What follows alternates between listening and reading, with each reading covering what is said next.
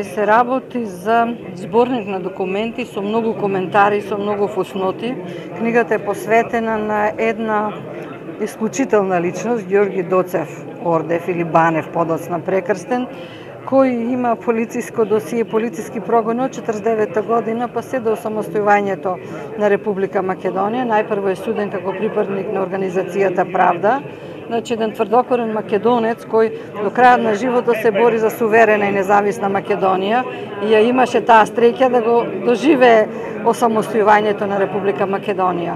Инаку неговото полициско досие е било огромно, досие од 7000 страници можеби, но нему му дале на увид само 1500 страници, од кои јас успеав да ги извлечам најкарактеристичните документи, документи кои зборува за една генерација во 70-тите и 80-тите години на 20-тиот во Македонија, повеќе интелектуалци, меѓу кои Ристо Шишков, Кирил Македонски, Љубен Ташковски, значи една интелектуална елита со која комуницирал Ѓорги Доцев и кои биле постојано следени и за кои се водиле посебни досија. Имал среќа Ѓорги Доцев, што неговото досие не било уништено.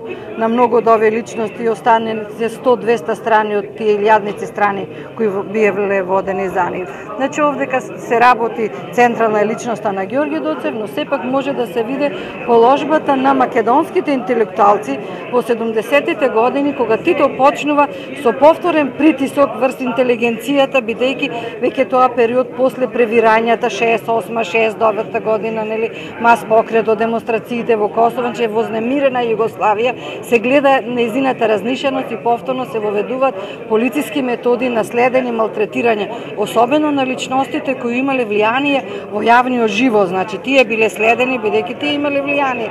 Затоа, значи во ова полициско досие објавено ќе сретнете многу од тие личности, од историчари Богомил Ѓузел, овој Полјански професорот Андонов Полјански, владиката Кирил и така натаму, личности кои имале влијание во јавниот живот, тие биле следени заедно со Ѓорги Доцев и за нив, мислам, се посветени така посебни делови, фусноти, кои ги објаснуваат сите овие личности присутни во ова полициско следење во овој период од нашата историја.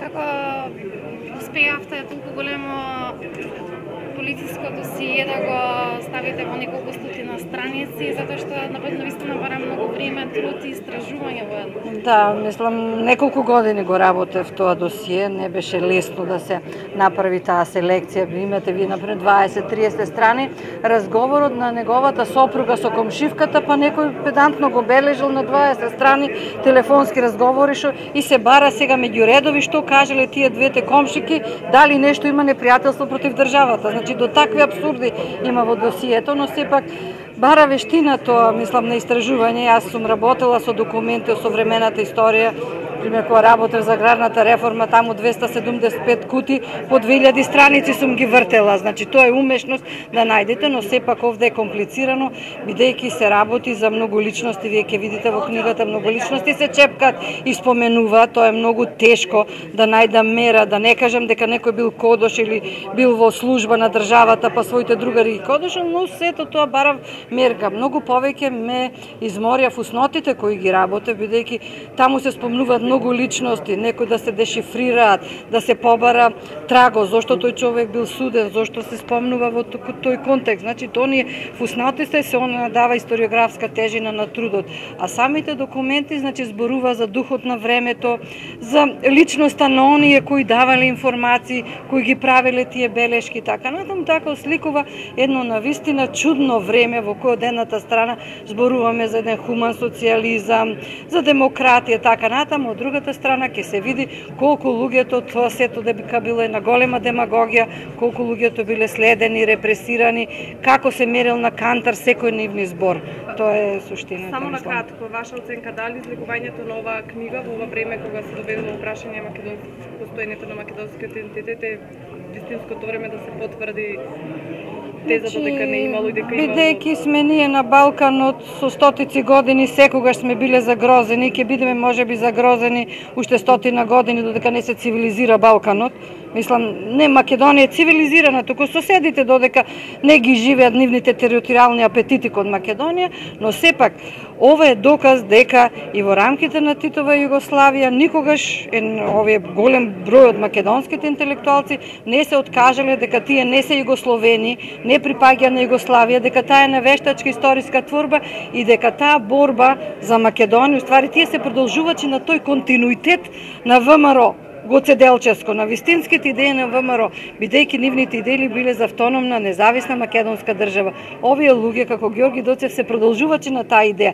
И таа идеја и денес ние мораме да ја држиме, да ја подкрепуваме, со сите сили да се бориме, бидејќи е сврзана со нашата држава и со нашето име. Значи, името Македонија, државата токму е поврзана со целата борба која е изнесена во оваа книга и со тие македонски патриоти, интелектуалци и луѓе кои не се откажале од самостојна Македонија, од правото на државотворност на македонскиот народ, кој со промената на името сака да ни го одземат, бидејќи ако немаш име на државата, немаш име ни на народот, ти го губиш идентитетот, го губиш правото на државотворност. Суштината на целата оваа политика, бидејќи знаеме дека во Европа со региони, Македонија како обединет регион не сака да ја дадат ни Европа, нити балканските држави ќе се сложат, ни Бугарија, ни Грција, никој. Вештачки спор со името имаме. Значи, ова книга точно во право време и треба уште многу вакви книги да објавуваме, бидејќи го одразува континуитетот на македонската борба за државност и самостојност. Тоа е суштината. Моле. Пошто лично многу ме интересира колку еден автор може да го има чувството на слобода кога се работи за вакви теми, кога се работи за создавање на приказна со факти и влегување на живот на една личност што треба да се оживе во книгата. Тоа сепак зависи од доблеста и од храброста на историчарот, значи. Прво доблеста е тоа да внимавате да не понижите ние на личност. Дури ќе видите вие книгата ни оние кои биле доушници, кои беше никаде нема етикета, никаде не се, значи се гледа да се оди една неутрална, објективна приказна. Мислам, тоа е важното. Мене ми беше многу тешко да се ослободам од емоциите. Посебно, например, кога работев за тема за колективизација, за струмичките студенти, многу гнев, многу емоции имаше во мене. Значи, најголемата работа е да се дистанцирате од емоциите, да бидете еден ладен аналитичар кој само ги гледа фактите, а не ги вклучува емоциите и предрасудите. Значи, мора сите предрасуди, сите емоции да ги исчистам, за да можам објективно. Храброст е, бидејќи многу луѓе со она кој го работам и пишувам не само во оваа книга и во другите книги, сум чепнала многу чувствителни жици, онаму каде што не треба. Си имам проблеми со тоа, но сепак треба и храброст некогаш да се чепни таму и каде што не треба. Некој мора тоа да го направи. Уште една историска вистина пред македонската јавност, она што ја јакне свеста кај народот. Па мислам дека ваквите примери секогаш јас ги кажувам пред моите студенти се школа на патриотизмот. Значи, македонците треба да бидеме обединети по таа идеја за Македонија, за незината државност, самостојност, бидејќи ние немаме друга татковина. Ова е наш дом, ова е наша татковина. Ако го изгубиме татковината, го губиме и домот. Ние сме раселени сираци, значи суштината е тоа и мислам јас со сите сили, целата моја дејност се работи на тоа да ја сочуваме Македонија, незиното име. Тоа е поврзано со зачувување на државата. Од новиот надвор не им смета името Македонија, им смета македонската држава како посебна државна, значи државотворноста на македонскиот народ и суштината е во тоа на целата таа работа. Македонија сакавме да биде, како викат, со трите дела цела, во едно цело. И сепак радосни бевме што остана самостојна и независна, барем во овој вардарски дел. Вредеше ли таа борба? Вредеше, но нашата борба беше обединета Македонија. И затоа имаше многу страдања. Тие страдања од 45-та година, од 44-та побуните на Калето, Штип, Струмица, Ресен и така натаму, па се до 72 година, односно 84-та година е последниот политички процес суден, луѓето судени за ВМРО и за самостојна и обединета македонска држава. Ние од секога сме тврделе дека сите фалсификати што се направени во однос на историската вистина се греф кој што еден ден ќе се разоткрие и ќе ги каже правите историски вредности. Ќе каже дека таа Македонија не е ниту бугарска, ниту грчка, ниту српска, ниту албанска. Таа си е своја Македонија. Јас во еден говор мој реков дека кога го разбивавме тој комунистички режим, доста веќе верувавме во приказните дека Македонија се граничи со Бугарија, Грција, Србија, Албанија. Не. Македонија се граничи со својата собствена Македонија. Кога ќе се обединат тие сите 3-4 дела, Пиринскиот, Егискиот, Албанскиот и Српскиот, во една обединета македонска држава со 110.000 квадратни километри, тогаш ќе речеме дека граничиме со Србија, Грција, Албанија. Тоа беа вековните сонови наши, за тоа страда пуно луѓе. Јас секам 50-та година, кога не позатвара на 18 години, јас сум суден 11 години. Другите беа по 14-15 години имаше најголемо. Тогаш само средношколци имавме околу 7340 души затворени за таа идеја за која што реков. Подоцна, пак 72 година, ово што го реков и во излагањето. Тука имавме на тешко обвинение, меѓутоа тие што го кроеја и фабрикуваат досието нема можности, нема докази за да може да го потврдат досието. Иначе, ако успеат да го потврдат то досие, тој член предвидуваше смртна казна 20 години замена и така натаму. На крајот на судија само по 3 години ги пролежавме така. Што ќе им порачате на младите македонци? Младите македонци да си ја сакат својата Македонија и секогаш да не подлегнуваат на сите пропаганди од страна дека таа Македонија е бугарска, српска или така натаму.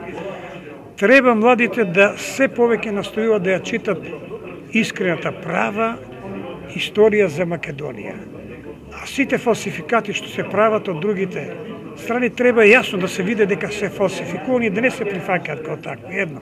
Второ, да не се лажат младите сега дека ако напишат моите предци биле български само заради тоа да добие пасош, за да се вклучи во некој европски движење или да иде во некои европски држави, да и то се лажат. Си ја продават својата национална вредност и ми се чини дека тука користат само непријателите. Ние во Бугарија имаме преко 20-30 илјади такви подпишани и тие се рачунат веќе бугари. Тоа е истата ситуација ако се кавате 21 година со тај нејски договор еден го има, во кој што околу 600.000 македонци се иселени од Тракискиот дел под покровителство на Лигата на народите, тоа е денешното Обединените нации, со услов да подпишат дека се българи и бугарите да ги прифатат како такви, а таа Лига на народи им беше дала по 2000 лева и така ги селија сите, а на местото на нив на селе Здрава Кавала и тој дел донесува околу 120-130.000 овие 130.000 маџири, тие гагузи што ги викаме, и тие денеска низ Тракишкиот дел владеат како грци, македонското население целото беше иселено така. Што да ви кажам, бидете живи, здрави, младите, вие настојувајте да се останете честни, горди, достоинствени македонци и да се ја чувате својата македонска национална вредност.